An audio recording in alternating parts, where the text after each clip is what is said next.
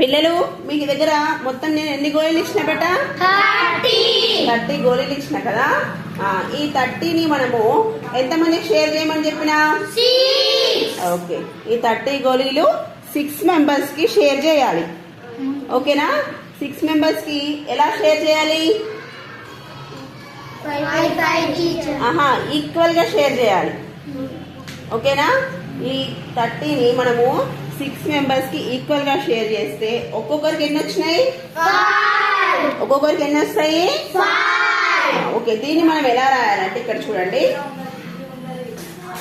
Total 30ని ఎంతమందికి share చేసినాం బేట? 6 మెంబర్స్ షేర్ చేస్తే ఒక్కొక్కరికి ఎన్ని వచ్చినాయి నాన్న? ఓకే, 30